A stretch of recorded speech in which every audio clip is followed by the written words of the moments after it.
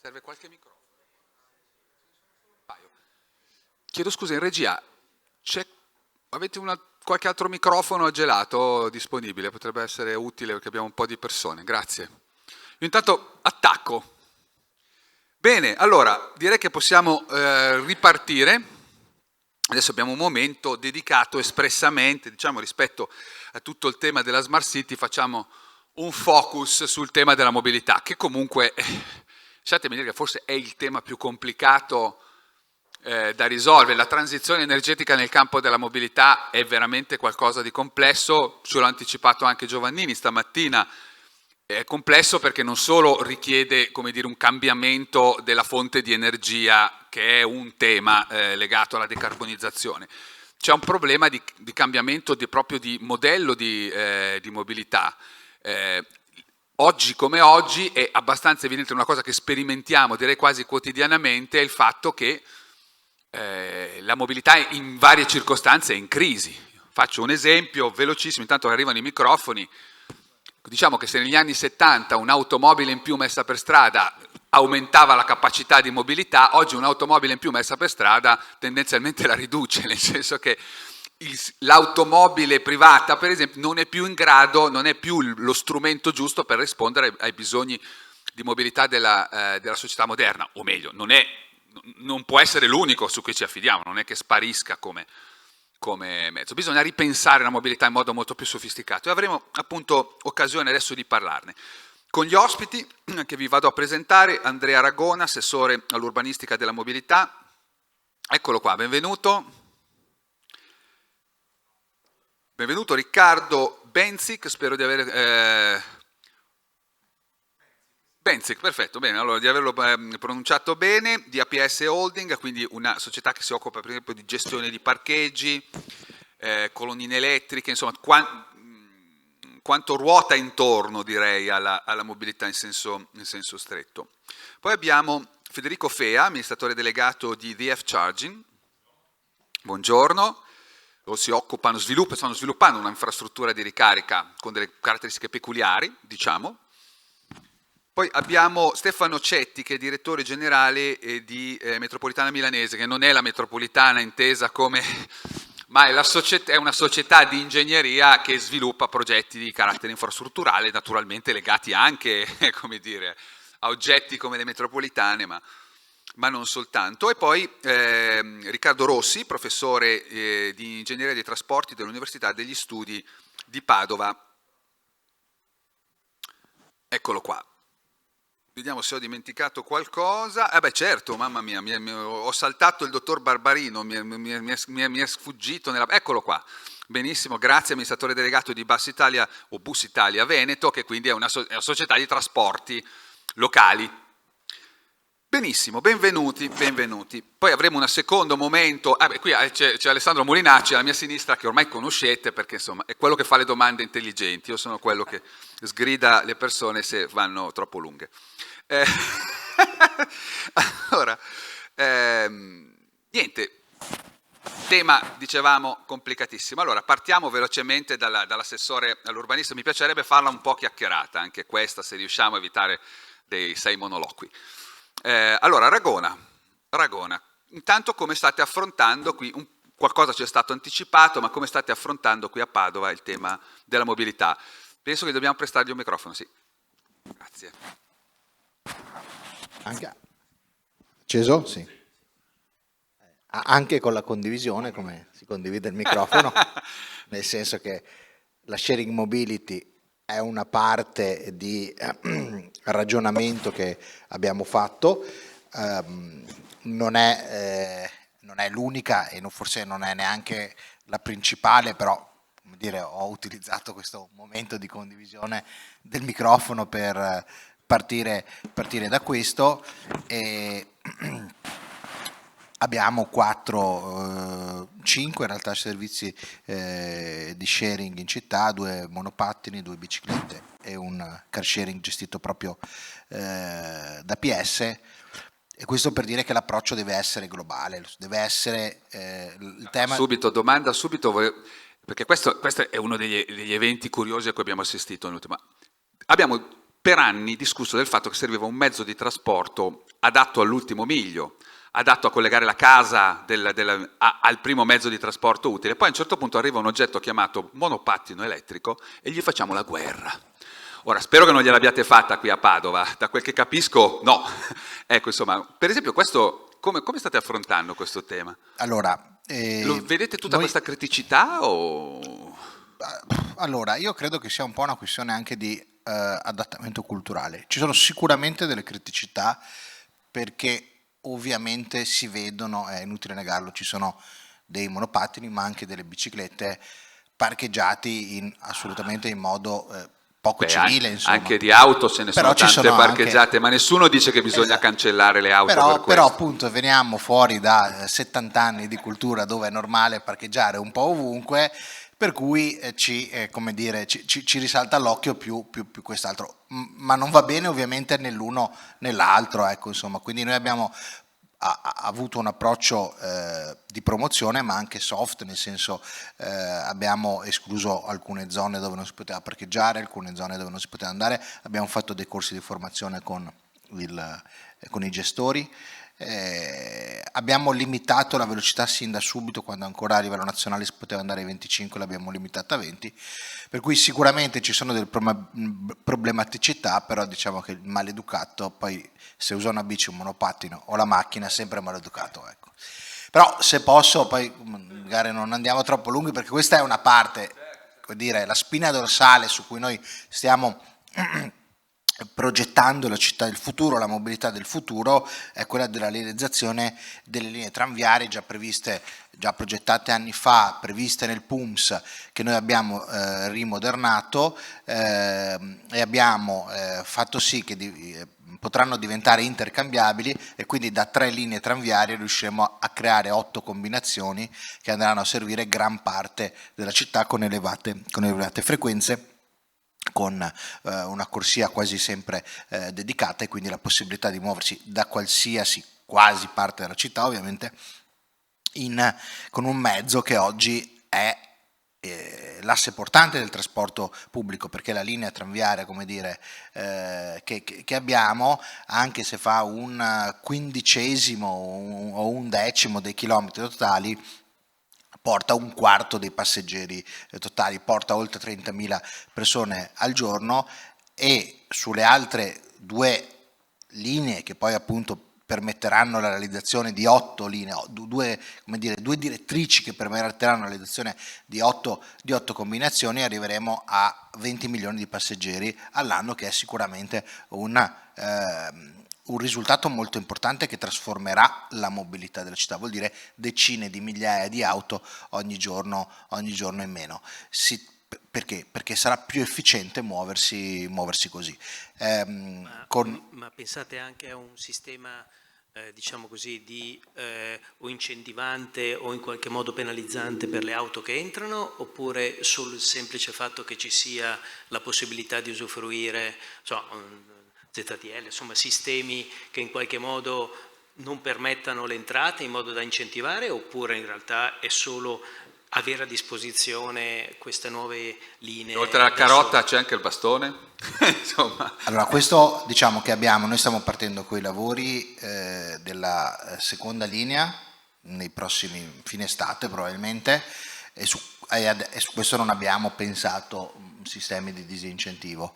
È chiaro che quando poi dopo tutta la linea sarà completata, il tram andrà a occupare dello spazio, perché per fare la corsia preferenziale, quindi è già di per sé questa cosa. Più scomodo l'uso dell'auto. Abbiamo già degli esempi che, come dire, se devo dedicare o lo lascio in mezzo alle macchine, allora spreco dei soldi, non lo faccio neanche, oppure se gli do la corsia preferenziale, questo già di per sé è un disincentivo. Sì. Però abbiamo visto che dove c'è funziona, non ci siamo inventati niente, perché ovviamente succede in tutto il mondo così.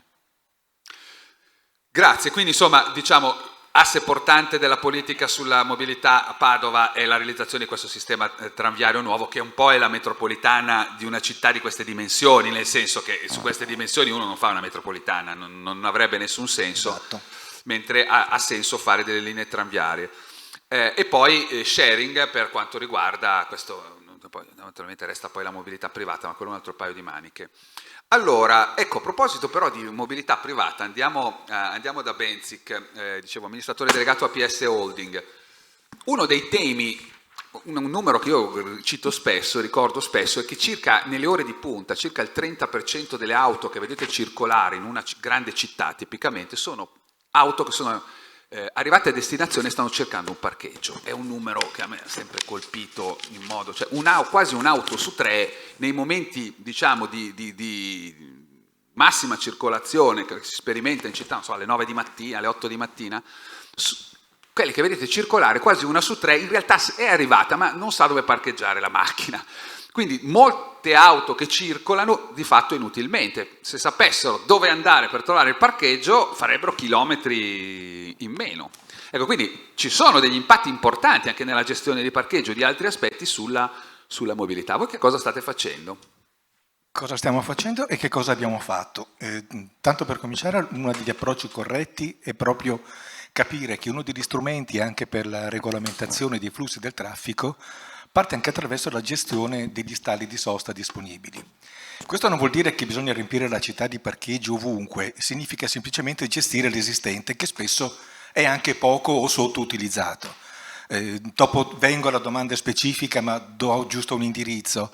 Quando vengono richiesti a Padova pochi parcheggi, non sappiamo dove mettere. Attenzione, sì, forse in parte è vero, ma io dico che i parcheggi anche più centrali, quelli a maggiore richiesta, non superano nell'arco 8-20 il 40-45% di utilizzazione.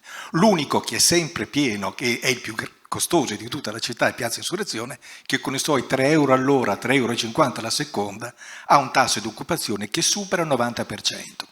Allora lì entrano in campo due aspetti. Da un lato le leve tariffarie che servono ad equilibrare le zone a maggiore attrattività rispetto a quelle che vengono minormente occupate da parte della cosa. Ma la cosa più interessante è che stiamo facendo ormai da anni, un progetto che parte da diversi anni fa e che ho cominciato a curare insieme all'amministrazione ancora negli anni scorsi, è proprio creare questa sorta di rete informativa che consenta all'utente di avere una percezione in tempo reale delle disponibilità dei posti. E come è possibile?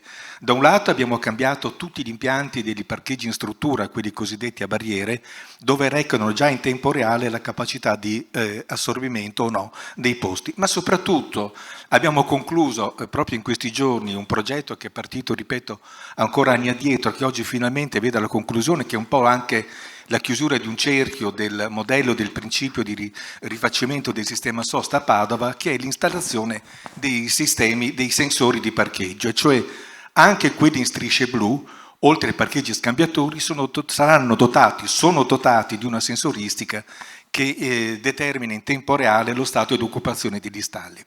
Tutto questo è convogliato in un sistema di una banca dati che non soltanto venne riprodotta nei pannelli a messaggio variabile che abbiamo introdotto ormai un anno fa, abbiamo aggiunto 13 pannelli nelle tangenziali e negli assi di maggiore attrattività viaria ai 6 esistenti, ma soprattutto della nostra app che è Easy Padova, un'app che abbiamo fatto noi di APS, dove a breve convergeranno anche i dati che provengono dalle sensoristiche degli spazi blu.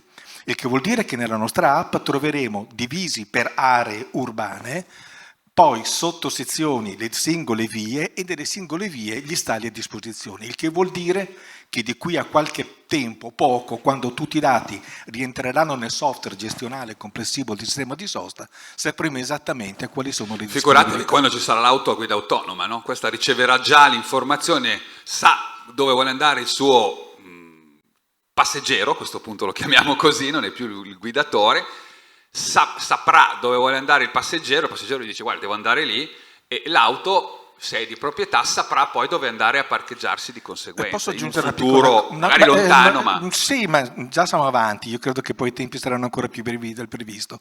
Una cosa interessante, se mi posso permettere una piccola chiosa, è che il sistema è stato studiato come un sistema predittivo. Cosa vuol dire? Che sia per quanto riguarda la componentistica della messaggeria, vuol dire che il sistema a mano che si presentano con frequenza alcuni eventi o alcuni episodi, riesce ad anticipare una previsione. Se uno è a 50 km da Padova e quel parcheggio lì si sta riempiendo, il sistema capisce che ora che questo è arrivato a Padova è pieno. Non solo, se sa che c'è una fiera, se sa che c'è una manifestazione, se sa che piove. Questa è la Smart City, ecco, questa è la Smart City. Questa è la Smart City. Cioè, la Smart City, scusate se faccio sto pippozzo, ma lo faccio spesso e secondo me è importante. Se c'è, io abito vicino a Milano, se c'è la partita a San Siro, ci sono impatti sulla mobilità, sul consumo di energia, sulla sicurezza. Quando si parla di Smart City, il punto è proprio riuscire a far sì che segmenti che normalmente non si sono mai parlati si parlino fra loro in modo da coordinare i servizi. Quindi questo è un bellissimo esempio di come appunto si possa tenere conto di cose che non riguardano il settore della mobilità. Questo signore non è che si occupa di eventi, però ha bisogno che il mondo degli eventi gli faccia sapere cosa sta succedendo in città. Esattamente. No? Che ostacoli state trovando nella Prego? Che ostacoli state trovando nella realizzazione? Attualmente nessuno, è appena nata, per cui come tutti i bambini hanno dei entusiasmo. problemi di gioventù e soprattutto c'è un coordinamento. Poi quando arriva l'adolescenza sono cavoli. Io però a quel punto lì non ci sarò più, per cui l'adolescente lo lascio agli educatori che verranno dopo di me. Ma in realtà la cosa interessante è che bisogna giustamente fare in modo che tutti i dati confluiscano nella nostra piattaforma. La regia sarà ovviamente del comune, non essendo io un creatore di eventi, ma tutto passa però possiamo dire su questo, non so se c'è ancora qualcuno del comune in sala in questo momento, ma una delle... lui effettivamente, più di così. Una delle cose, quando si è iniziati con questa storia della Smart City, il sogno di tutti era il cruscotto, cioè pensavano che nella stanza del sindaco ci dovesse essere un mega schermo con miliardi di dati. Dopodiché il sindaco, che il problema è mettere, non è tanto che il comune sappia tutto, ma che il comune funga da intermediario e permetta ai soggetti della città di scambiarsi i dati, perché non c'è bisogno che sappia tutto il comune, c'è bisogno che il signore lì sappia se ci sono gli eventi. Se lo sa il comune e basta. Certo. Scusate, e poi il comune lo sa già, appunto. Quindi questa è una delle grandi sfide. La fermo, poi tanto ritorniamo, volevo andare su Cetti, che so che poi non ha tantissimo tempo, tanto per scusarmi mi hanno detto che la parola metropolitane milanesi lui sta male, insomma, si chiama MM questa società, quindi io mi correggo subito. E veniamo al tema infrastrutturale. Voi progettate infrastrutture grandi, piccole, medie. Che cosa ci può dire su questo? Perché il bisogno di infrastrutturazione è forte, lavorare sulle città italiane non è mica tanto facile, tantomeno città come queste. No, assolutamente. Torno un attimo sull'acronimo MM che non abbiamo abbandonato perché ci siamo molto affezionati, però evidentemente ci teniamo a non confondere, esatto, non essere confusi con chi esercisce, che è ATM soprattutto, ma anche a ricomprendere tutta una serie di attività che facciamo ora, che sono oltre all'ingegneria la gestione del servizio idrico integrato, facciamo manutenzione ordinaria di scuole, di impianti sportivi, ci occuperemo a breve anche di gestire il verde, quindi siamo una multiservizio veramente, forse il vero paradigma dell'in-house lo rappresentiamo noi, non tanto della multi-utility ma della multiservizio. Questo era solo per posizionare un po' quello che facciamo. No, certamente il tema di intervenire su una città come Milano, intanto è il tema, come sempre, quando si vanno a fare grosse opere, grandi opere, è anche quello della necessità che a volte viene trascurata di una corretta comunicazione. A me piace sottolinearlo perché poi spesso e volentieri il primo problema che affronti è l'ostacolo che è rappresentato da chi legittimamente si trova davanti a un'opera che gli romperà le scatole per 3, 4, 5, 6, 7, 8 anni, diciamocelo, se è una metropolitana in particolare naturalmente, e dopodiché gli devi far comprendere quali sono i reali benefici che lui porterà a casa a valle di quest'opera. Questa è una cosa che... Un quartiere che ha una connessione di collegamento di servizio pubblico in più, un quartiere che vale molto, molto, le case valgono molto di più. Dove arriva la metropolitana a Milano i prezzi delle case triplicano. Assolutamente, però non è scontato che venga compreso immediatamente, quindi questo c'è anche un tema di comunicazione per evitare poi dopo le problematiche che sono quelle poi di chi avversa magari momentaneamente lo sviluppo di queste opere. Quello che sta facendo Milano in questo momento è un ingente sviluppo di opere infrastrutturali, in particolare per quanto riguarda la mobilità su ferro, perché già cantierizzati abbiamo 17 km di metropolitane e 16 di metrotranvie, quindi ritornano le metrotranvie soprattutto per la parte di collegamento con l'Interland. Questo è un altro tema fondamentale. Ci sono sempre state, ce le ricordiamo, no? Perché le abbiamo magari, tolte magari me le addirittura. ricordo io Le abbiamo che ho tolte. i capelli bianchi, però le abbiamo tolte. No? Le abbiamo tolte. Le catenarie. Esatto, le abbiamo tolte ma le rimettiamo. E quindi poi abbiamo comunque in progettazione 28 km di metropolitane e 16 km di metrotranvie, e poi come studi e progetti in corso ne abbiamo 20 di metropolitane e addirittura 40 di metrotranvie. Questo perché? Perché riprendo un po' quello che sentivo dire anche all'inizio dal ministro Giovannini, cioè il tema, e poi è stato anche ripreso, il tema della mobilità locale sostenibile non può essere, anche in una città come Milano, affrontato all'interno della cerchia del dazi comunali. Cioè Milano raddoppia i suoi abitanti durante il giorno. Li raddoppia.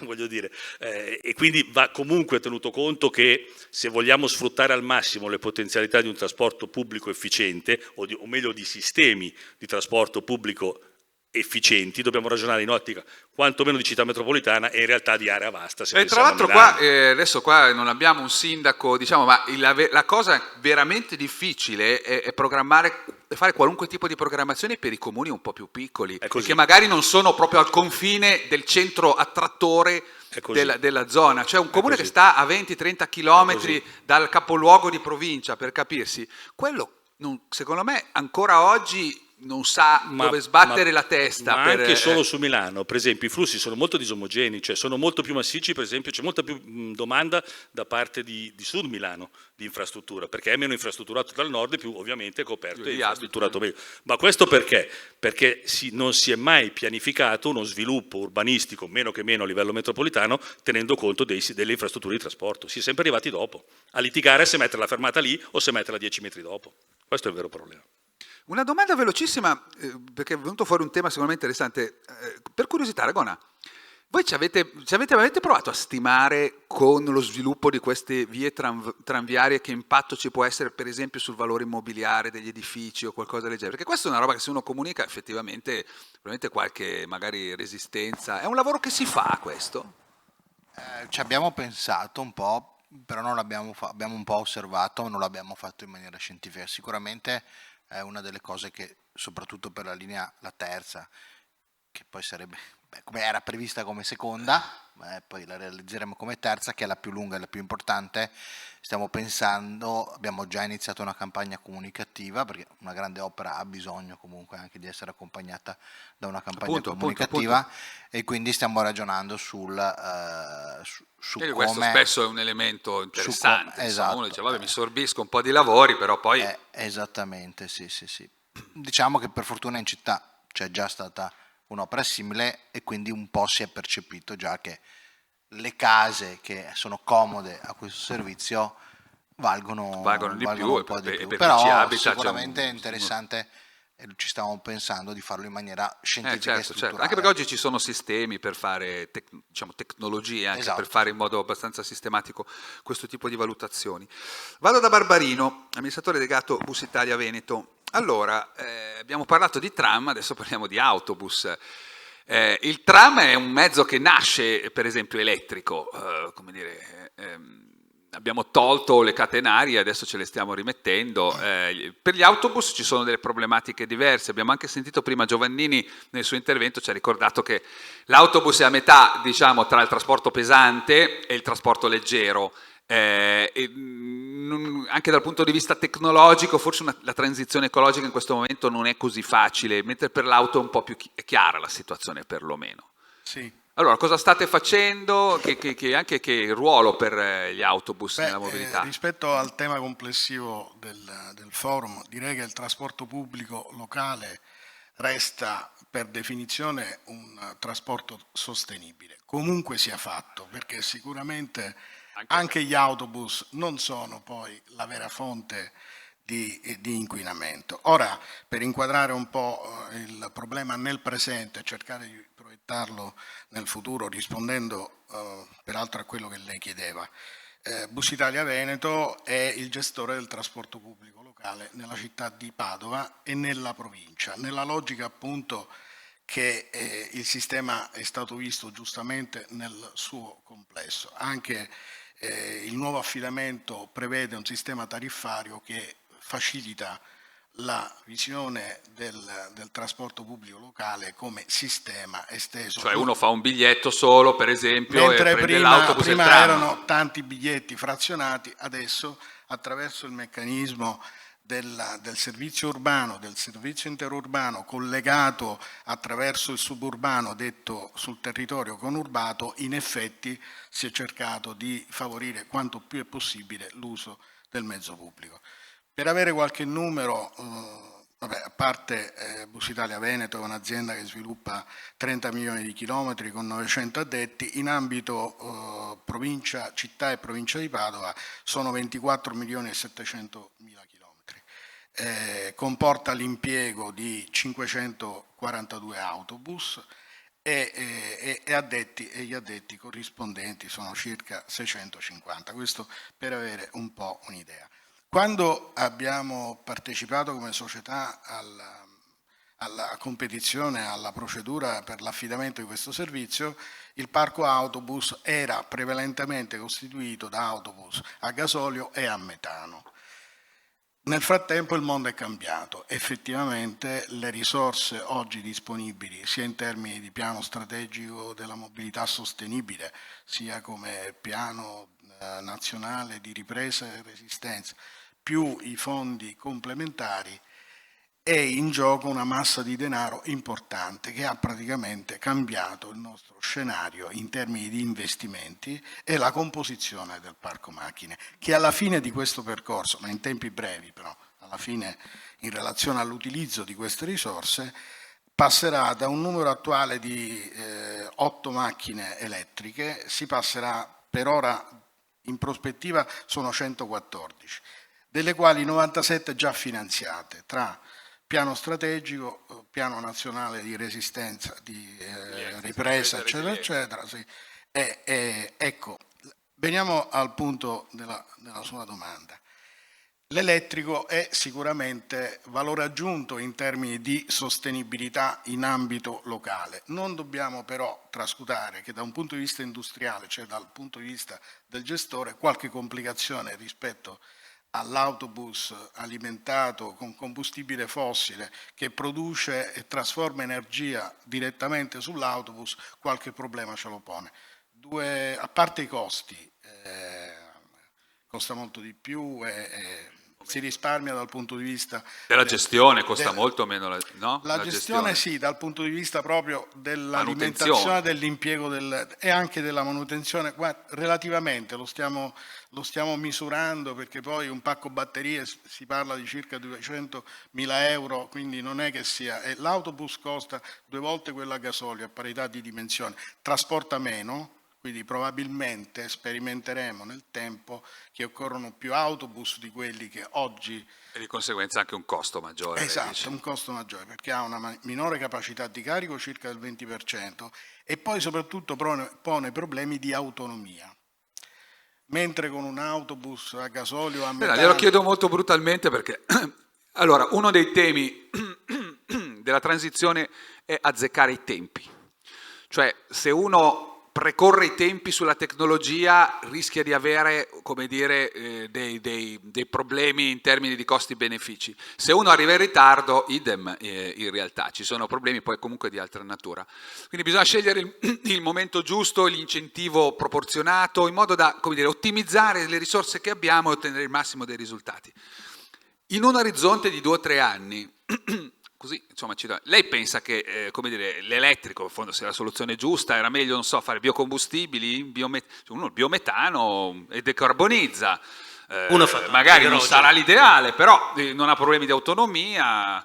È una corsa, cioè, lei cosa pensa? Che si stia precorrendo i tempi o che in realtà sia il momento giusto? Da tecnico, proprio, sì, da gestore del trasporto, io non so se sia effettivamente il momento giusto, ma le risorse arrivano adesso e in qualche modo bisogna impiegarle. La cosa importante come impatto complessivo sul sistema è che la produzione dell'energia elettrica avvenga con sistemi rinnovabili, certo. Perché altrimenti, detto chiaro, non abbiamo concluso assolutamente nulla, perché anzi se produciamo da combustibili fossili a una certa distanza dobbiamo trasportare l'energia, c'è un famoso principio della termodinamica, il secondo principio, Certo. nessuna trasformazione avviene E mai a prezzo, a rendimento uno. unitario. Noi credo che alla fine, proprio sul trasporto pubblico locale, che ripeto, di per sé è sostenibile, nonostante tutto, penso che complessivamente Ci sono studi, questo puntualizziamolo, ci sono studi ormai molto approfonditi che dimostrano che i mezzi elettrici, anche quando sono costruiti in un paese con un mix energetico fondamentalmente basato sul carbone e alimentati con elettricità proveniente da un mix elettrico fondamentalmente basato sul carbone, parlando della Cina per esempio, ha comunque emissioni inferiori. In un automezzo si calcola intorno al 15%, caso cinese per capirsi. Per quanto Per cui riguarda un vantaggio c'è sempre, però se uno pensa che gli costano il doppio, quel 15% forse viene un po' stretto. ma ripeto, la mia è una visione col GNL, con parziale, sono convinto, sono consapevole di essere di parte. No, ma Però- bisogna dire le cose come stanno, credo che sia Ho detto giusto quello che farlo. penso. servono degli incentivi per quello. Per quello che riguarda l'autonomia ci dovrebbe essere uno sviluppo delle infrastrutture, per cui è chiaro che a parte che l'autonomia delle batterie sarà sempre, ormai è sempre in crescita, e in più lo sviluppo delle infrastrutture dovrebbe colmare il gap, quindi teoricamente attendere. Ma sicuramente Adesso poi andiamo da chi si anche occupa di sviluppo di la infrastrutture. Scusa. realizzazione delle altre linee tranviarie trasformerà profondamente l'esercizio del servizio urbano in ambito città di Padova. Il servizio su gomma diventerà sempre più complementare e quindi complessivamente poi va verificata la sostenibilità, a parte ambientale, ma economica e certo. finanziaria di tutto il sistema. Però chiaramente già nel corso di questo appalto, che è cominciato a settembre scorso e ha una durata di 9 anni, se non ricordo male, cambierà tutto. E noi dobbiamo essere pronti a questo cambiare cambiamento, nella consapevolezza che abbiamo dei problemi al contorno. Ho terminato. Grazie, ma poi, come dire, Libero, voleva dire qualcosa, chiedo però brevissimo. Forse anche Al volo immaginato cosa vuol velocissimo. dire, ma No, vediamo forse se ho no. immaginato. Due cose, Prego. si parlava di catenaria e di range dei mezzi elettrici, per dire che oggettivamente lo sviluppo delle batterie lo stiamo noi stessi promuovendo per i tram, che come sapete hanno delle tratte senza catenarie nel centro storico e quello che sarà via Morgagni per evitare un impatto ambientale, per cui sui 5,5 km della linea 3 circa 1,5 km sarà senza catenaria. E per questo la società che sta producendo i tram sta studiando e producendo una nuova batteria con maggiore capacità e una maggior resa che permetterà ai mezzi di correre anche senza l'ausilio. Ci sono anche strategie per cui nei punti Sì, di fermata ci sono c'è delle la brevi ricarica, cariche veloci, ma con certo, i supercondensatori. ma certo. Le strategie sono Ma per non sono tante, stravolgere l'infrastruttura, con tutta evidenza in questa fase è meglio progettare una batteria nuova. un po' più. Allora, a proposito di batterie e sistemi di ricarica, io direi che possiamo andare da Federico Fea, perché voi appunto sviluppate sistemi di infrastruttura. Grazie, come anticipato. Grazie. Cetti ci doveva lasciare un po' prima, grazie di essere stato con noi. Allora, voi sviluppate sistemi di ricarica e quindi tra l'altro anche sul tema, diciamo, in prospettiva dello sviluppo tecnologico delle batterie avrete le vostre idee. Immagino che mentre si mette in piedi un'infrastruttura uno non pensa anche a che tipo di mezzi magari dovrà servire fra 4 o 5 anni questa infrastruttura. Allora, intanto voi che fate e un commento anche rispetto a queste tematiche legate all'utilizzo di mezzi elettrici che forse almeno su alcune dimensioni ancora non hanno una risposta chiarissima dal punto di vista della tecnologia. Allora, sì, grazie. Poi vado dal professore a chiederò di commentare tutto praticamente, per quello lo lascio in fondo. Allora, riguardo allo scopo e quello che stiamo facendo noi come società, stiamo realizzando un network di ricarica per veicoli elettrici che è pubblico, che parte dall'Italia e arriva in tutta Europa. Oggi siamo presenti in Italia e in Spagna.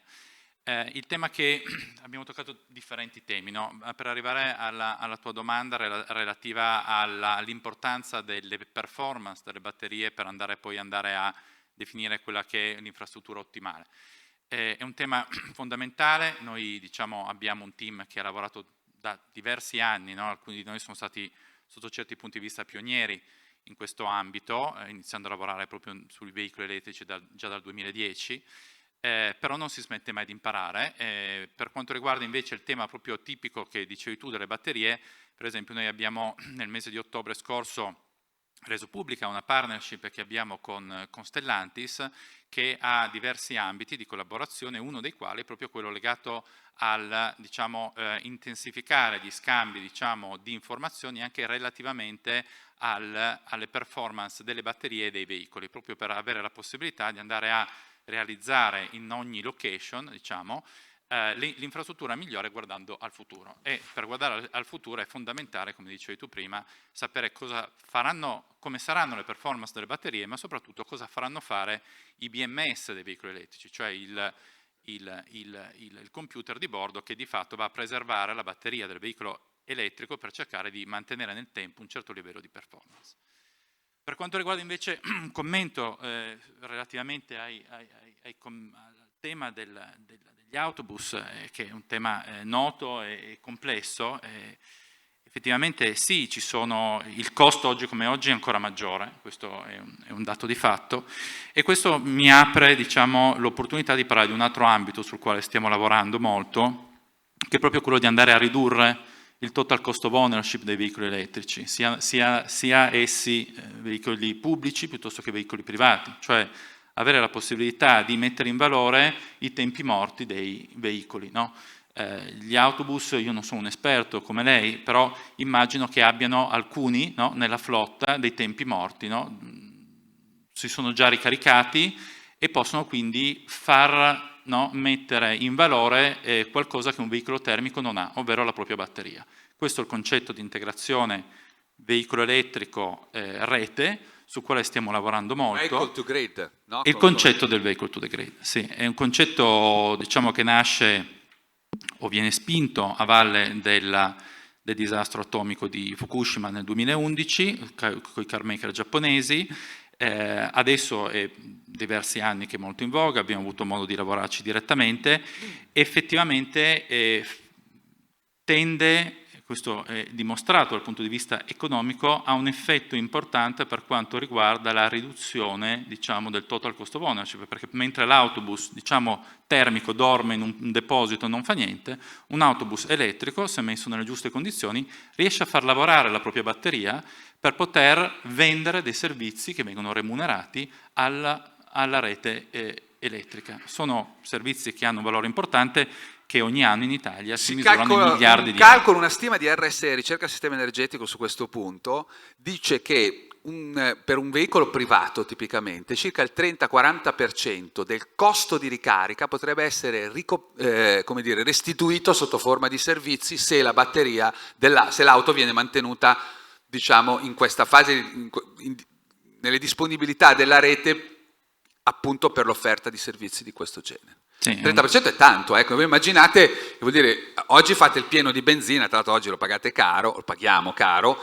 se poteste attaccare l'auto alla pompa, non so come dire, e riavere indietro il 30% sarebbe una bella cosa. Ecco, con l'elettricità, con l'elettrificazione questa potrebbe essere, è una prospettiva assolutamente realistica. Sì, è una prospettiva realistica, tutti i car maker ci stanno lavorando. Non so se il 30% vale anche per gli autobus, ma è mica male. Prego.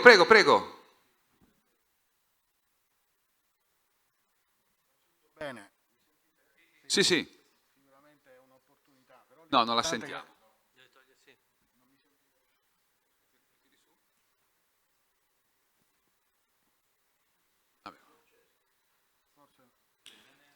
Forse si è scaricato qualcosa del genere. A proposito, vedete. Fea, dovete sistemare, dovete fare dei sistemi di ricarica per i microfoni. Evidentemente ho parlato. Provi a togliere la mascherina, vediamo se è quella. Mi sentite? Sì. Ecco. La distanza sorgente esatto. Sensore si è accorciata. Poter recuperare parte della carica della batteria per altri usi che possono avere un ritorno economico. L'importante è che l'autobus sia pronto a partire all'ora giusta, perché quando mi riferisco a questo aspetto e agli effetti che ha sull'autonomia, Non dimentichiamo che il trasporto pubblico, fin quando non ci sarà la guida autonoma, è fatto soprattutto da personale, da uomini, che sono quelli che costano. Cioè, per dire, oggi un autobus a gasolio fa un turno macchina che è la somma di 3 turni uomo. Con l'autobus elettrico difficilmente riusciremo a fare con la stessa macchina 3 turni uomo, al massimo saranno 2, e questo comporterà anche degli effetti organizzativi che comunque hanno un costo. Ecco. No, invece io, se posso fare una domanda a Federico, perché ovviamente lo sviluppo del veicolo elettrico leggero, così come quello commerciale, è legato a costo, però è legato anche alle infrastrutture, l'uovo e la gallina, cioè le infrastrutture, se non ci sono le infrastrutture, i veicoli elettrici, diciamo così, si vendono con più difficoltà e viceversa. Come vedi lo sviluppo delle infrastrutture, le necessità? Cioè, che tipo di analisi avete fatto per capire quando e quanto investire e dove? Cioè, che tipo Chiedo di però, analisi? ecco, risposta brevissima perché voglio andare dal professor Rossi. Difficile avere una risposta brevissima su questo tema che è molto complesso. Lo so. La verità vera è che si tende a andare per passi, cioè si fa un investimento veramente minimo sulle location che in funzione dei flussi di traffico oggi danno una migliore visione di quello che sarà il lavoro della macchina, e poi in base ai dati empirici si va nel tempo ad aumentare la dotazione infrastrutturale per ogni singola location. Allora, io volevo andare dal professor Rossi, che è Università degli Studi di Padova, intanto per chiedergli un po' di commentare tutto quello che è venuto fuori, quali sono i punti secondo lei più rilevanti, e poi per ragionare con lei su quello che deve essere forse il cambiamento più profondo, appunto, rispetto anche ai servizi di mobilità.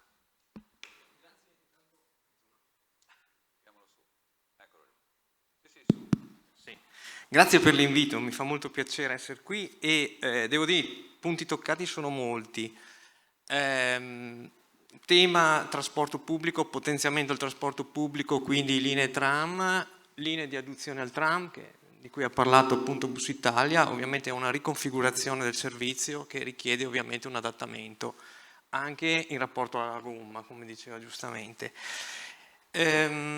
Una cosa di cui si è parlato sono le esternalità positive legate ad interventi infrastrutturali di questo tipo, di grossa portata. Su questo posso dire che in realtà le valutazioni si possono fare, dovrebbero essere fatte, proprio nel momento in cui si fa un'analisi multicriterio in relazione a un certo intervento, incorporare nell'analisi gli effetti negativi come si fa di solito, quindi le esternalità negative, parliamo di impatti sull'ambiente, diciamo. Però appunto nel computo complessivo di quelli che sono gli effetti sulla collettività bisognerebbe incorporare anche le esternalità positive, cioè quegli effetti che non sono direttamente legati all'esercizio, che non paga nessuno, ma di cui hanno un vantaggio dei soggetti privati o pubblici che siano. Quindi questa cosa è nella prassi e appunto dovrebbe essere un aspetto che a volte aiuta poi nel processo di formazione del consenso verso una certa iniziativa. Quindi questo sicuramente è un punto interessante su cui appunto bisognerebbe fare un approfondimento. È interessante anche il tema che è stato trattato della sosta. La sosta è una componente della mobilità e il fatto che ci sia un orientamento al miglioramento, all'efficientamento del sistema della sosta è sicuramente positivo. Diamo un numero, 95% del tempo è il tempo che le auto mediamente passano parcheggiate, quindi tendenzialmente le auto non circolano, sta parcheggiata. Se poi la strada sia quella di offrire maggiore disponibilità di sosta, non lo so se sia la strada corretta. Cioè, molte volte veniva fatto l'esempio, ci sono delle persone, gli utenti, che sono disposti a pagare cifre consistenti, o forse non troppo consistenti a questo punto, per parcheggiare in centro a Padova. Un metro Allora, la regolazione, qualcuno ha fatto la domanda, non ricordo chi, se sono previsti gli interventi di road pricing su Padova. Può essere un'alternativa, in altri contesti territoriali è stata un'alternativa a Milano, perseguita, che ha prodotto dei risultati. Cioè, secondo me, la visione che queste sono tutte componenti importanti, significative, ma bisogna avere una visione d'insieme. E allora, in questo senso, c'è scritto Forum Energia Sostenibilità. Allora, forse quello che bisognerebbe porsi sono al centro un obiettivo di sostenibilità. Allora nel momento in cui incorporiamo un obiettivo di sostenibilità, porre al centro la sostenibilità, che può essere ambientale ma può essere economica e può essere anche sociale, non c'è solo un tema di sostenibilità ambientale, perché le aziende non stanno in piedi. Allora mettere insieme queste cose con questo obiettivo richiede uno sforzo enorme, perché gli attori sono molteplici, non sempre coordinati e diciamo che operano nelle stesse direzioni, con interessi diversi, diversificati, giusti o sbagliati, non importa, ok?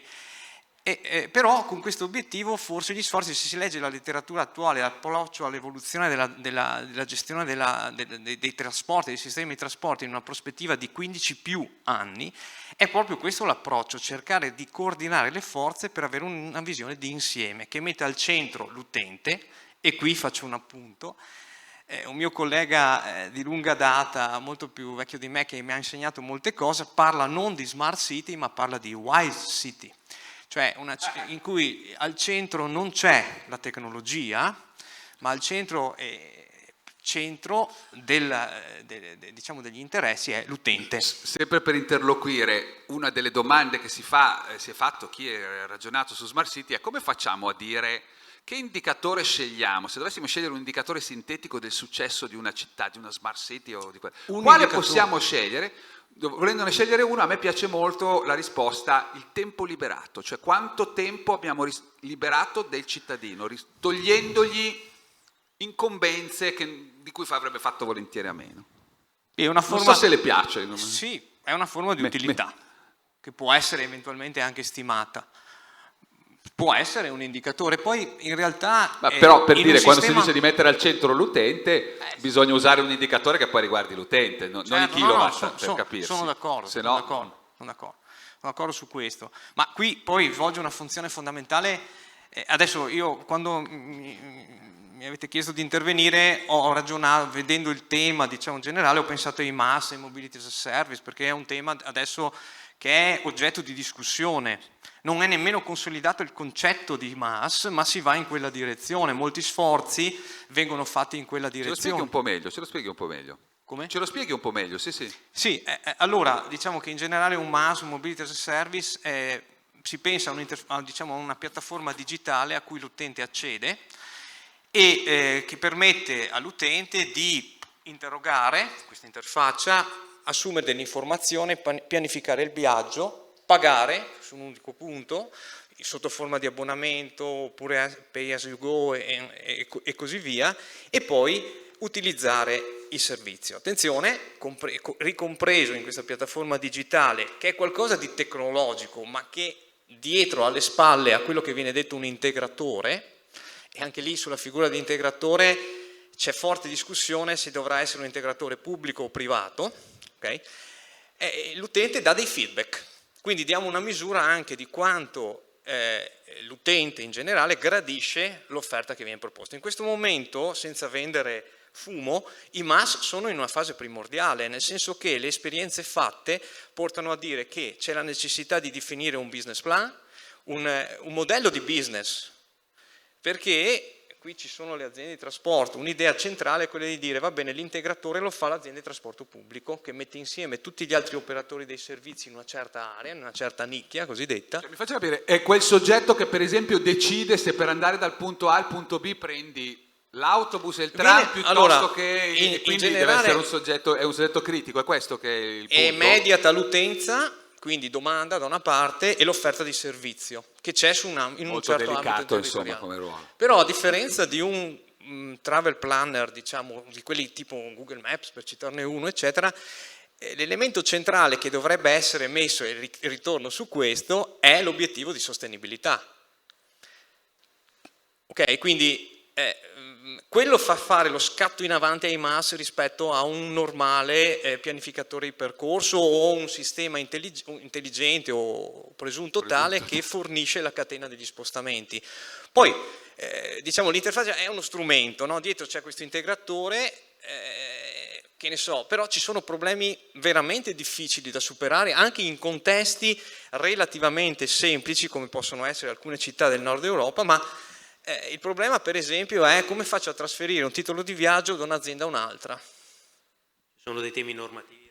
sono dei temi normativi enormi e in questo senso, poi chiudo perché non vorrei occupare troppo spazio. Mi sembra anche un'ottima conclusione quella che sta facendo della chiacchierata che abbiamo fatto finora, perché stiamo vedendo i pezzi, le intenzioni, i sogni, però poi qua veniamo Però bisogna agli elementi. Bisogna porsi il sbloccare. problema. Bisogna porsi il problema, bisogna approfondire, non è una cosa semplice questa cosa dei massa è partita, in questo modo sembrava una cosa facile da realizzare, invece le evidenze dimostrano, laddove è stato portato avanti, che ci sono delle difficoltà. Allora, cosa si sta facendo? Cito una cosa, adesso partirà il prossimo anno nell'ambito del piano nazionale un centro nazionale sulla mobilità sostenibile, che sarà coordinato, siamo in fase di definizione del progetto, in cui ci sarà dentro anche l'Università di Padova e proprio noi di Padova ci occuperemo assieme ad altre università di uno SPOC sulla mobility as a service, per cercare di individuare delle linee guida, dei modelli di business, in modo tale che questo tipo di soluzioni siano attuabili in contesti complessi come può essere una città. Il MAS è pensato in linea generale sia per l'ambito urbano che l'ambito extraurbano. Però è un sistema complesso, bisogna avere una visione. Da dove si parte? Qual è il primo punto per aggredire, se avete già individuato? Qual è Ma allora le indicazioni che arrivano dalle pratiche che sono state fatte negli ultimi anni, parliamo di pochi anni di esperienze, sì. no? È quello di partire in un ambito territoriale sufficientemente ristretto in cui sia possibile, in relazione a quell'ambito, cercare di costruire dei bundle, dei pacchetti, di mettere insieme e coordinare diversi utenti, facendo loro vedere, attenzione perché ci sono svantaggi, il problema è che mi entra un'azienda di trasporto pubblico e dice ma io sì, ok, ti metto a disposizione il mio servizio, ma se io ti metto a disposizione il mio servizio al costo attuale, magari perdo una quota di clienti perché nel bundle che io propongo mi toglie il trasporto pubblico su certe relazioni perché non ha convenienza, quindi ci sono questi problemi che vanno è molto superati. chiaro, è molto chiaro. No, mi sembra che ci abbia fotografato bene la complessità della situazione e i problemi forse più critici che possiamo trovarci. Allora, se volete, veramente, in 5 minuti, se avete come dire, un minimo di reazione, una battuta da fare e poi chiudiamo questa tavola e apriamo la successiva. Non so se qualcuno voleva aggiungere qualcosa. So che per esempio infatti. No, due cose molto, molto semplici, anche in risposta agli spunti, non tanto del professor Rossi, ma anche delle cose che avete anticipato voi, e cioè sulla programmazione, per esempio, della logistica, delle infrastrutture e delle colonne di ricarica. Noi di APS partimmo nel 2013, a proposito di partire troppo anticipatamente rispetto a un fenomeno che ha portato dei risultati modesti, ma si voleva spezzare quel circolo vizioso, non ci sono le macchine perché non c'è la ricarica, non c'è la ricarica perché non c'è la rimacchina. Oggi con ERA stiamo installando 46 punti di ricarica bifacciali, di cui 5 fast charge, con uno studio condotto proprio sui flussi del traffico, punti di interesse, per evitare quelle che si chiama range anxiety, e cioè l'ansia dell'autonomia. Ultimo punto, sulla questione che diceva della Smart City, uno degli obiettivi che però si scontra con gli impatti normativi sarebbe quella che sulla scorta di dati che riceviamo creare una modellazione anche di tariffa variabile proprio nella parcheggi, proprio per creare dei flussi del traffico che vadano poi ad occupare le zone minore richiesta. E qui mi fermo. Una specie di bilanciamento come il bilanciamento della rete elettrica, voi lo fate col traffico. Non sarà semplice, ma è, diciamo, vuoi che parcheggiare qui? Adesso ti faccio vedere io. È un'ambizione. Ho capito. Va bene. No, se volete aggiungere qualcosa, ancora un minuto, altrimenti. Sì. Mi permetta. Mascherina. All'inizio ho detto che il trasporto pubblico locale è per definizione sostenibile. Naturalmente poi queste sono scelte che gli enti locali fanno nel proprio ambito, sono le amministrazioni. La soluzione dell'impatto ambientale porta all'utilizzo sempre più spinto del trasporto pubblico locale. Certo. Bisogna fermare le automobili. Certo. Mi dispiace per il collega Bentsic. Cioè, bisogna fermare le automobili. Il trasporto pubblico locale può essere la soluzione del problema e bisogna, attraverso un sistema tariffario opportunamente studiato, togliere a chi si deve muovere nell'ambito di una città ogni alibi rispetto all'utilizzo del mezzo pubblico, arrivando anche ad azzerare la tariffa laddove serve. Poi ci sono i veicoli commerciali che hanno tutta una loro disciplina. Certo. No, ma abbiamo sulla mobilità. se posso una battuta, no? Il 95% del tempo un'auto lo passa nel garage e il 5% probabilmente lo passa in coda. Quindi c'è un altro dato statistico impressionante. La media italiana questa è 83% è la percentuale di superficie pubblica delle città destinata alle auto. Il restante 17% della superficie pubblica delle città è destinata agli umani e a tutte le altre loro attività. L'83% sono strade e parcheggi delle superficie pubbliche delle città.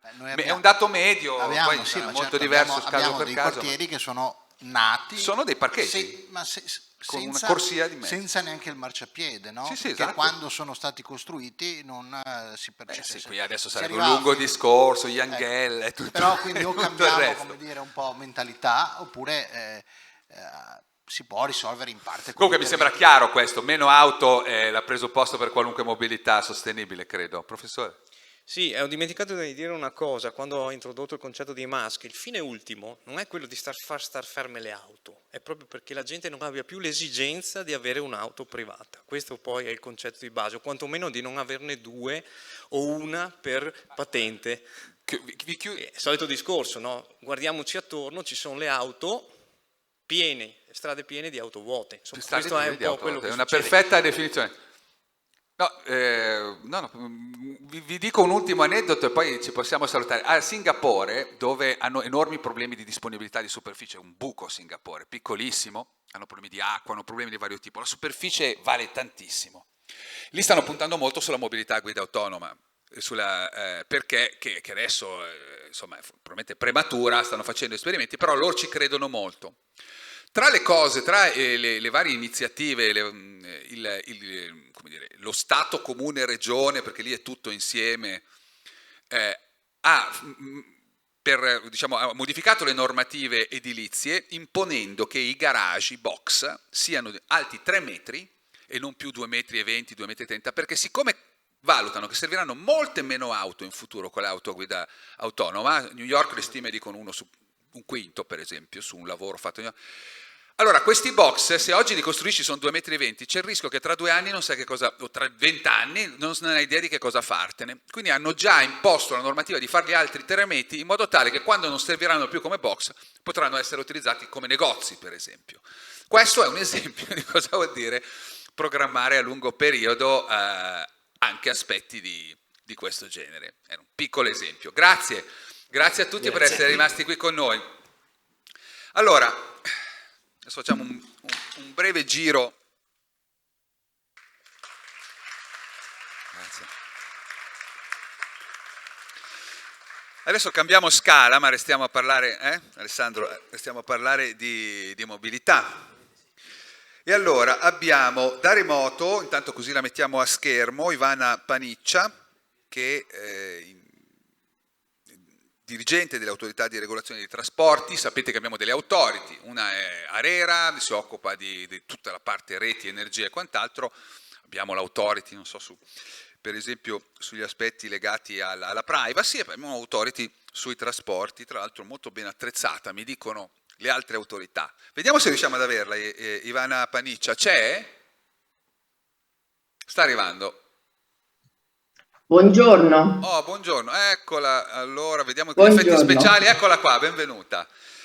Allora, Ivana Paniccia, poi Fulvio Lino Di Blasio, che è presidente dell'autorità Adriatico Settentrionale, autorità portuale sostanzialmente, quindi la gestione del traffico nell'Adriatico settentrionale, e poi abbiamo Mario Liccardo, che è invece vicepresidente dell'Interporto di Padova, quindi siamo nel campo della logistica. Sono 3 mondi, porti, interporti, e che naturalmente si parlano quotidianamente.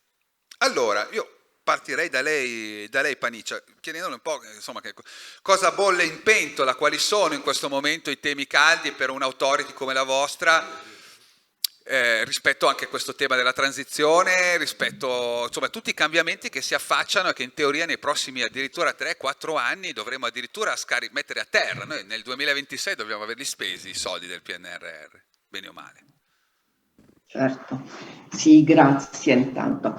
Beh, noi diciamo non abbiamo la mobilità sostenibile come un obiettivo dichiarato nel nostro statuto, cioè non ci sono riferimenti alla regolazione ambientale, ma di fatto un po' tutta la nostra azione è volta a conseguire obiettivi di sostenibilità ambientale, ma anche economica, sociale e quindi anche generazionale, no? Perché di fatto l'obiettivo di un'autorità, lei ha citato anche le altre, no? È sempre quello di intervenire laddove non funzionano i mercati, laddove il mercato crea imperfezioni, crea asimmetrie informative tra imprese e anche tra utenti e erogatori di servizi. Quindi un po' il nostro ruolo è andare a ricreare gli effetti benefici di un mercato funzionante, quindi efficacia, efficienza. E qui sta tutto il nostro ruolo nella mobilità sostenibile. Cosa tra l'altro in questo momento difficilissima, perché in questo momento dobbiamo transitare ad un nuovo sistema di trasporti, ad altre tecnologie che in questo momento non sono competitive, quindi c'è un momento caldo allora per voi. Il mercato non le assorbirebbe autonomamente in questo momento, no? Per esempio. Esatto, si tratta un po' di accompagnare i mercati, l'evoluzione dei mercati, no? Di non frenare con norme, regole lo sviluppo dei mercati, ma di accompagnarli a uno sviluppo più integrato a vantaggio dei cittadini. Quindi un po' in questa direzione noi ci siamo sempre mossi sin dall'inizio. Avendo una idea un po' della mobilità molto ad ampio spettro, cioè avendo proprio l'idea di un ciclo della mobilità, no? Che parte dalla fase di programmazione e pianificazione delle reti, degli assetti anche territoriali, no? Noi siamo molto attenti ai flussi di mobilità, non tanto ai confini amministrativi, no? Non sono quelli, bisogna studiare esattamente come si muovono le persone, dove si dirigono i reali flussi di mobilità di persone, ma anche di merci, e quindi disegnare le reti in funzione di queste esigenze. Questo è il nostro primo ambito di intervento, sul quale abbiamo già diverse misure diciamo, che sono operative. No, misure volte, come dicevo prima, anche ad affiancare gli enti che hanno la titolarità delle funzioni di pianificazione, no? nelle città, nelle regioni, pianificazione delle infrastrutture, dei servizi. Un po' le nostre misure le misure di regolazione cercano di dare dei criteri per rendere più accessibili le città, per scegliere in maniera più adeguata qual è la modalità di trasporto più rispondente alle esigenze dei cittadini. Quindi noi da subito siamo nati come un'autorità multimodale, cioè abbiamo competenze su più servizi, no? Dai porti, dal settore marittimo ai taxi, quindi alla mobilità urbana. Pensiamo alla logistica, sarebbe... Sì. Se pensiamo alla logistica sarebbe una follia che non fosse così, non si capirebbe più niente se non ci fosse un solo soggetto, no, come dire, perché poi questi modi si parlano continuamente. Esattamente, sì, ed è un valore aggiunto alla loro integrazione, cioè certo. Le persone si muovono non pensando a una modalità, no, ma a una destinazione, lei dice. Integrando più servizi, ma anche di tipologie diverse, cioè non solo trasporto pubblico, che è un settore regolato, ma anche trasporto micromobilità, le nuove forme di mobilità che si stanno diffondendo, le forme varie di condivisione dei mezzi e dei viaggi, della sharing mobility. E un po' le nostre regole tendono a integrare, no? Ovviamente non è il ruolo nostro, ma accompagniamo gli enti in questo lavoro di integrazione tra diverse modalità e tipologie di servizio. Le faccio una domanda brevissima, poi vado agli altri due ospiti, ma lei insomma se vuole intervenire o puntualizzare o fare qualche osservazione su quanto verrà fuori.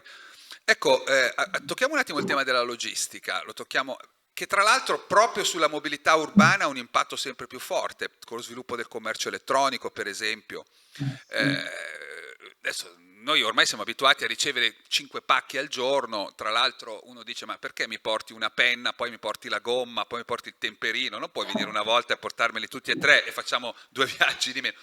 Ecco, su questo c'è una qualche attività da parte vostra, cioè rispetto ai temi della logistica e anche all'impatto della logistica sul territorio urbano e non urbano, c'è un focus di qualche tipo della vostra authority? O è fuori dal vostro ambito, insomma? In generale proviamo nella regolazione della qualità dei servizi, quindi vari servizi, tendiamo a privilegiare indicatori che misurano un grado di interconnessione intermodale, no? Quindi a mettere insieme più modalità, più tipologie per ridurre anche, no? Anche i tragitti, sì, chiaro. gli sprechi. Un po' è questo il lavoro, soprattutto su questo fronte qui degli standard di qualità. Allora, grazie per intanto. Io vado da Liccardo, stiamo parlando di trasporti, veniamo dal mondo della mobilità, stiamo ancora sulla terra per un attimo e poi andiamo, come dire, andiamo in mare. Allora, Interporto di Padova. Il tema l'abbiamo sviluppato abbondantemente, credo che lei insomma abbia raccolto diversi stimoli, immagino. Cosa ci vuole raccontare?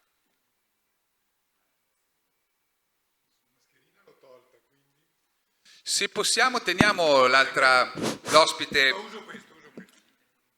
Mi sono spostato prima. No, va benissimo. Se possiamo mi sono teniamo la spostato paniccia. perché c'era troppa aria. Sì, c'è un strano venticello. Possiamo tenere anche la paniccia a schermo, se possibile, lo chiedo alla regia, in modo tale che insomma facciamo come se fosse seduta fra noi. Prego. Gli stimoli sono stati notevoli. Oltretutto io ho una storia ormai antica che ho avuto di essere stato assessore alla mobilità per 7 anni in questa città, ai tempi in cui c'era anche ancora non c'era questa sensibilità ambientale, quindi fare le zone pedonali, fare le zone a traffico limitato e quant'altro è stata un'impresa. È terminato l'esecuzione. Sto parlando attorno agli anni 90.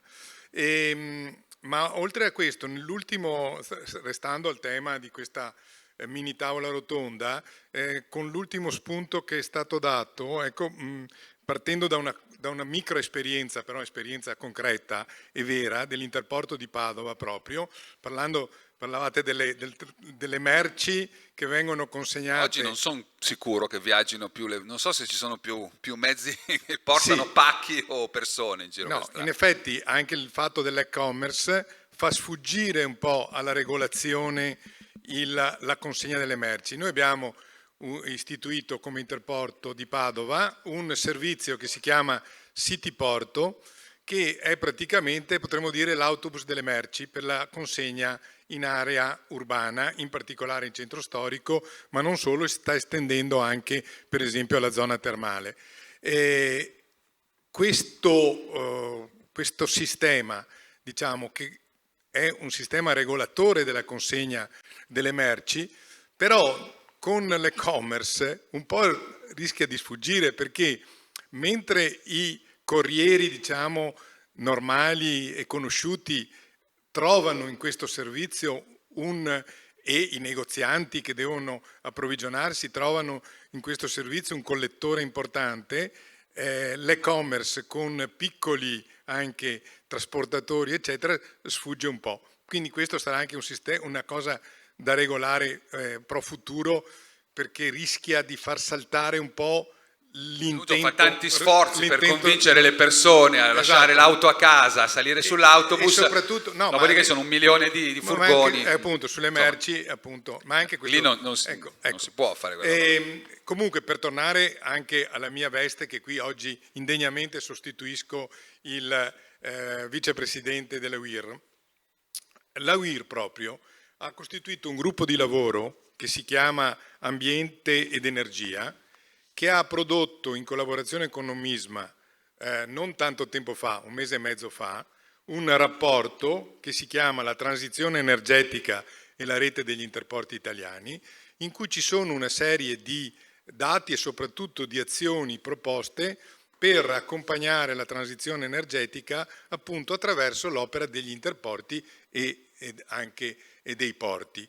Quindi tutta la tematica del rapporto fra l'altro strada-rotaia, noi crediamo molto sul fatto che deve essere incrementato appunto il trasporto su ferrovia. Padova... Lo crediamo tutti in questo paese da una quarantina d'anni, ma non si capisce come mai. Comunque nel nostro piccolo, nell'ultimo anno abbiamo aumentato di un 10%, siamo passati a 8.000 treni anno rispetto ai 7.000 dell'anno precedente e si sta ulteriormente sviluppando questa cosa. Certamente è importante la relazione coi porti, perché poi i treni vanno dove vanno? Vanno nei porti. Ma cos'è che ha impedito... rotte, grandi scali portuari, sono grandi scali ferroviari, pensiamo a Rotterdam. Ma cos'è che ha impedito, diciamo, lo sviluppo dell'intermodalità comunque in questi anni, che invece forse oggi può avere un cambiamento? Qual è l'elemento? Tecnologico, politico? Non ho capito la domanda. Cioè, cos'è che ha impedito fino adesso di sviluppare, cosa diciamo... autorizza a sperare che le cose cambino? Cioè, perché fino adesso non sono... Adesso io non lo so, io forse ho una visione un po' troppo, tra virgolette, provinciale, cioè campanilistica, quindi vedo il nostro interporto che è diventato forse il più importante, o sta diventando il più importante d'Italia, 400.000 TEU solo l'ultimo anno, su 1,5 milioni complessivo dei 26 interporti italiani, dai dati che risultano a me. Poi non vorrei fare degli errori perché sui numeri non sono mai stato forte in matematica. Però quindi dico, noi sull'intermodalità svolgiamo un ruolo molto importante sull'intermodalità e sulla logistica. Abbiamo domanda di logistica che non riusciamo in questo momento a soddisfare, noi abbiamo un'occupazione al 99% se non al 100% di tutta la nostra area. Abbiamo fatto un intervento importante, poi mi fermo perché così voglio lasciare spazio agli altri, ma dico solo una cosa che può essere importante rispetto al discorso della transizione energetica e dall'utilizzo degli spazi in funzione della transizione energetica sui tetti dei nostri immobili di proprietà, 200.000 metri quadri di fotovoltaico da alcuni anni che producono 14 megawatt e stiamo arrivando, probabilmente arriveremo appunto alla produzione anche di un surplus rispetto alle esigenze. Al vostro fabbisogno, insomma. Allora, Di Blasio, qui c'è, io le chiedo fondamentalmente partirei da questo, insomma, questa transizione ecologica di cui stiamo parlando, come si traduce in un porto? Cioè, cosa deve succedere in un porto perché si possa, quali sono i fattori più importanti, insomma, perché si possa fare dei passi avanti rispetto anche al tema della sostenibilità? Allora, grazie. Poi libero commento ovviamente. Sì, io ovviamente oggi sono qua in realtà non come Presidente del Porto di Venezia e Chioggia, ma come in rappresentanza di Assoporti. Assoporti certo. È un'associazione nazionale delle autorità di sistema portuale. Si chiamano autorità di sistema portuale perché dopo la norma che ha attuato la riforma del 2016, le 27 autorità portuali sono state raggruppate in sistemi portuali, ognuno dei quali contiene più scali. Nel nostro caso abbiamo Venezia, che comporta sia Venezia che Marghera e Chioggia. La parola sostenibilità è entrata nella programmazione strategica dei porti negli ultimi anni. Quindi la prima risposta è come si fa a gestire la transizione e come tutti i grandi processi va programmata. Va programmata perché programmazione vuol dire prima di tutto comprendere quali sono i fabbisogni del proprio ecosistema. Ecosistema vuol dire che per esempio nel caso di Venezia ci sono 2000 imprese che operano all'interno dell'autorità, dell'ambito portuale, che è composto sia di una parte demaniale in cui le imprese operano in quanto sono titolari di concessioni che hanno acquisito a seguito di un'evidenza pubblica, sia aree private che stanno comunque all'interno di quell'area, di quell'ambito che l'autorità portuale programma. E quindi si parte dalla rilevazione di quali sono i fabbisogni delle imprese, ma ovviamente c'è una norma e quindi come tutto le norme di carattere internazionale che hanno fissato dei limiti di riduzione delle emissioni da declinare poi vuoi sui carburanti, vuoi sulla diversione modale, vuoi sulla riduzione anche dell'impatto dello stazionamento delle navi in banchina. Ecco, tutte queste sono attività che vanno programmate a livello strategico perché programmi in questo modo sia gli interventi che le risorse.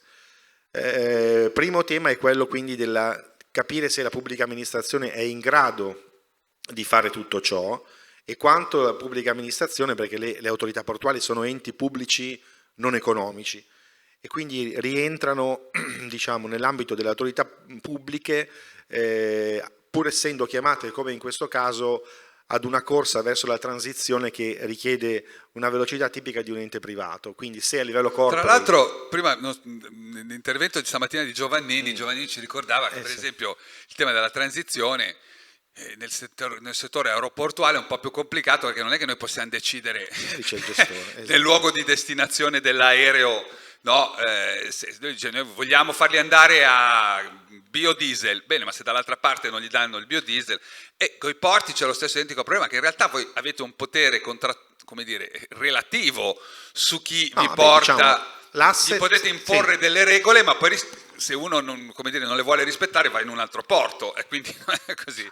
Diciamo, no? C'è la parte di asset immobiliare, quindi tutto quello che è efficientamento energetico degli edifici, quindi ci sono sia dei finanziamenti all'interno per esempio del PNRR che abbiamo concordato con i nostri, che abbiamo candidato insieme ai nostri terminalisti, la parte quindi di efficientamento energetico, la parte di produzione di energie da fonti rinnovabili attraverso fotovoltaico, piuttosto che la parte di cold ironing, cioè la possibilità per le navi, soprattutto che sono veramente energivore, soprattutto quelle da crociera, no, di alimentarsi in modo elettrico in banchina.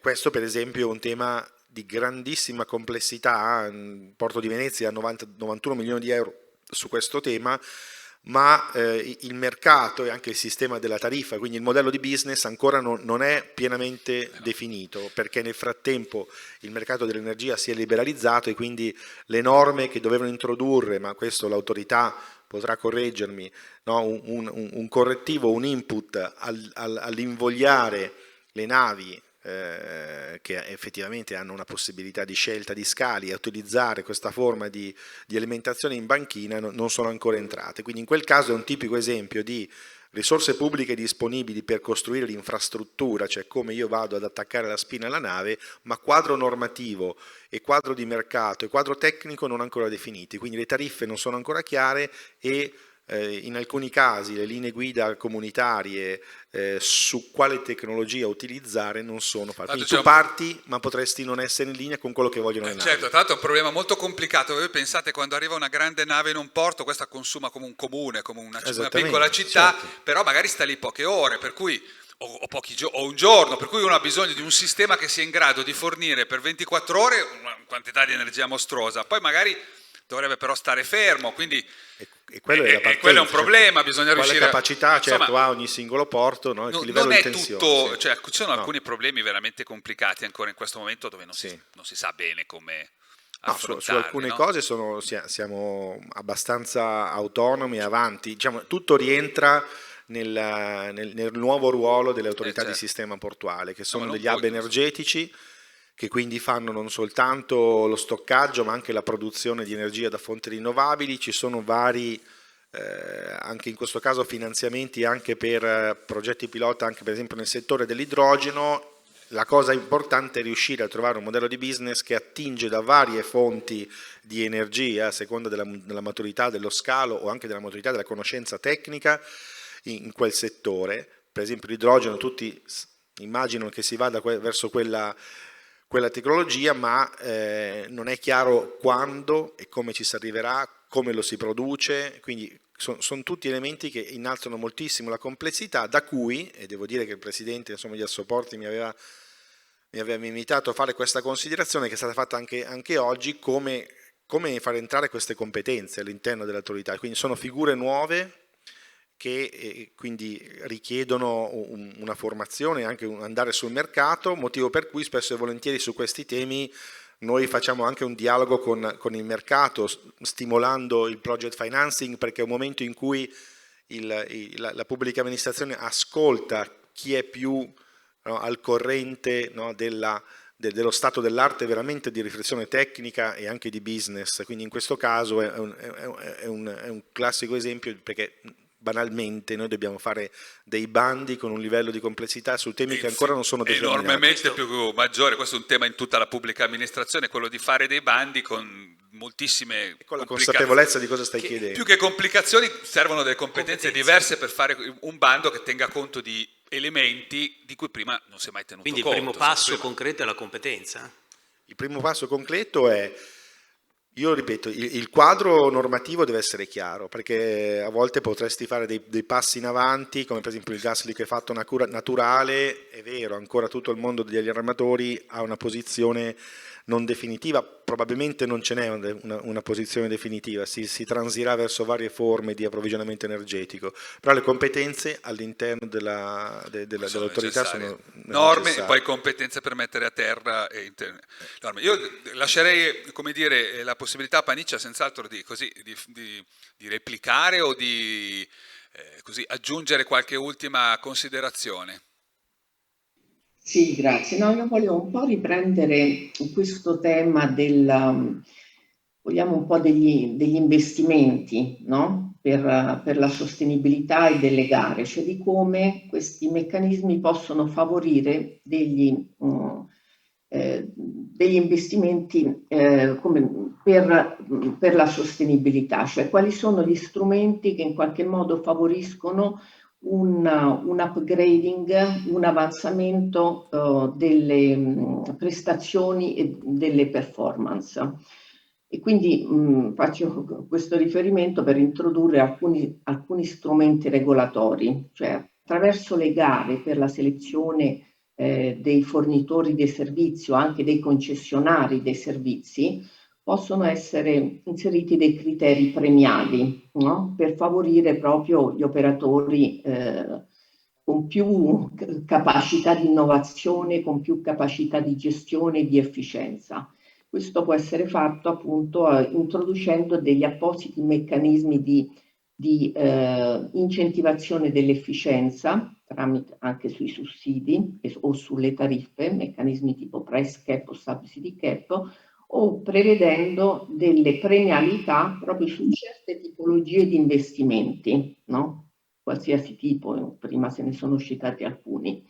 Ecco, questo è un po' è il ruolo che noi possiamo esercitare per favorire il conseguimento di alcuni target di sostenibilità, di riduzione delle emissioni inquinanti o di altro genere.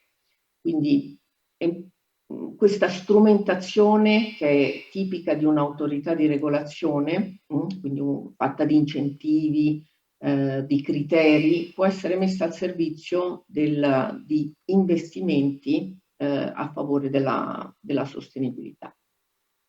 Grazie. Grazie Paniccia. Allora, io credo che ci possiamo, non so se voleva, c'è ancora qualcosa che voleva dire? Prego. No, questa cosa che diceva la rappresentante di autorità è vero. Un'altra leva che abbiamo noi sono le concessioni, quindi noi abbiamo adottato recentemente un regolamento sulle concessioni, tra l'altro il ministro Giovannini ne sta elaborando uno diciamo a carattere nazionale, tema su cui anche l'autorità si sta sperimentando, quella è una leva, quindi io dico al mercato, chi vuole venire a gestire una concessione su un asset portuale demaniale deve garantire certe cose, e quindi anche un modo per l'attuazione delle strategie avviene anche questo, richiedendo una certa quota di modalità ferroviaria, una certa quota di investimenti per mezzi elettrici, una certa quota di investimenti per efficientamento degli edifici e quant'altro. Quindi questo è sicuramente è una delle leve che si possono utilizzare. Pensate forme di partenariato oppure di concessione proprio? No, la concessione demaniale è classica, su istanza di parte o su bando pubblico, perché tu vai ad utilizzare un bene dello Stato facendoci delle operazioni nel tempo. Il partenariato, cioè le concessioni possono anche essere innescate su istanza di parte, ma in ogni caso poi, tipo il project, la proposta viene pubblicata sulla Gazzetta Ufficiale Europea, quindi ha la sua evidenza pubblica ovviamente. Bene, allora io ringrazio ancora Ivana Paniccia in collegamento con noi, Fulvio Lino Di Blasio e Mario Liccardo. Auguro a tutti, naturalmente poi c'è Alessandro Molinacci qui alla mia sinistra, auguro a tutti buon pranzo, Grazie. Buona prosecuzione, c'è un pomeriggio con tanti impegni e molto denso. Per quanto mi riguarda ci rivediamo questa sera alle 5:30 per l'evento conclusivo di questa giornata che è dedicato alla città rigenerata. Grazie mille. Grazie a tutti. Okay.